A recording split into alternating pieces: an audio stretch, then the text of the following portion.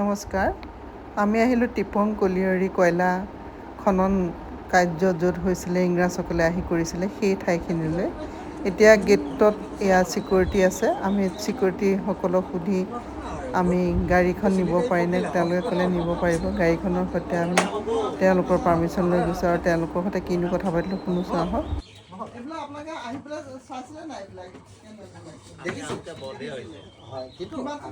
আৰু ইমান গোটেইখিনি নাপালোঁ, কিন্তু আমি অহা আগমুহূৰ্ততে এই গোটেই বন্ধ হৈ থাকিলে।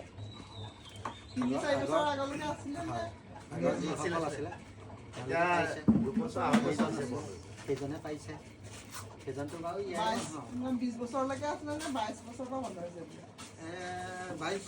2022 চনলৈকে এই খনন কাৰ্য ইয়াত সুৰংগেদি হৈ আছিলে। এতিয়া বন্ধ কৰি দিয়া হৈছে বুলি ছিকিউৰিটিজনৰ জানিব পাৰিলোঁ। ছিকিউৰিটিজনৰ কথা মতে আমি গাড়ীখন কিছু দূৰ লৈ আহিলোঁ গেটৰ ভিতৰৰ পৰা। আহি এঠাইত নিৰ্দিষ্ট ঠাইত মানে আৰু নিব নোৱাৰি, সেই ঠাইতে ৰাখি এতিয়া ভিতৰলৈ আমি খোজকাঢ়ি আহি আছোঁ। ইংৰাজে 1826 চনৰ পৰা 1947 চনৰ 15 আগষ্টলৈকে ভাৰত স্বাধীনতা হোৱালৈকে অসমখন ইংৰাজে শাসন কৰিছিল। ইংৰাজে ভাৰতৰ আন ৰাজ্যৰ দৰে অসমতো ধন ঘটাৰ উদ্দেশ্যে আহিছিল যদিও পৰোক্ষ বা প্ৰত্যক্ষভাৱে তেওঁলোকৰ প্ৰভাৱ অসমৰ সমাজত বাৰুকৈয়ে পৰিছিল। এই প্ৰভাৱে অসমক ভালেখিনি উন্নতি আৰু প্ৰগতিৰ পথত আগুৱাই নিছে। অসমৰ ভূগৰ্ভত যে খনিজ পদাৰ্থ কিছুমান আছে, এই কথা প্ৰথমে ইংৰাজসকলে উদ্ভাৱন কৰিছিল। আজি এই লিডুত এই প্ৰথম কয়লা খনিটো আমি আহি উপস্থিত হৈছোঁ। শুনকচোন মোৰ মিষ্টাৰৰ মুখে। এইখন দলং, ষ্টীলৰ দলং তৈয়াৰ কৰি লৈছিলে। ক'ৰ পৰা কেনেকৈ কি ধৰণে ইয়ালৈ বস্তু কঢ়িয়াইছিলে ভাবিলে আচৰিত লাগে। কিন্তু ইয়াত দলংখন কৰি এই নদীখনৰ সিপাৰ হৈছে, এখন তিৰাপ নদী বোধ কৰোঁ, তিৰাপ নদীয়ে হ'ব চাগে। তেওঁলোকক কিন্তু মানিব লাগিব। দলংখন য'ত ঠিক কৰিছে তাৰ তলত কিন্তু ইটাৰ গাঁথনি দি লোৱা দেখা পালোঁ।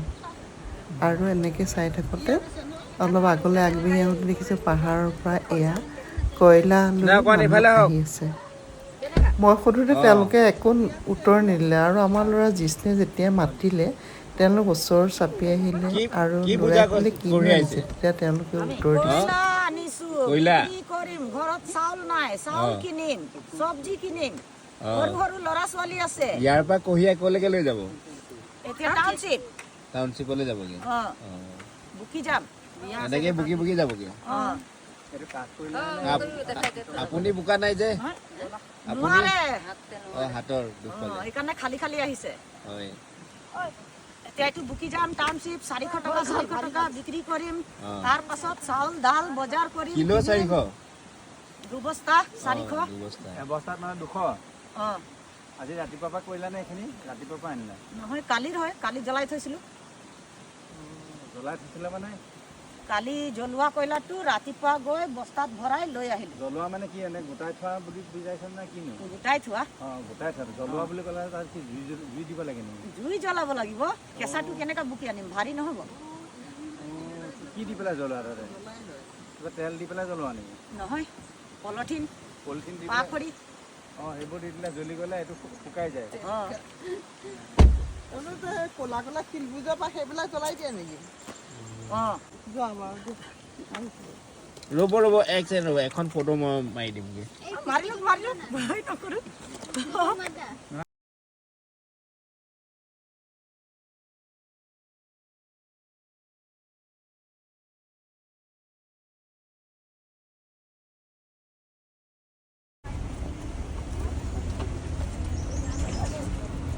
Bye bye bye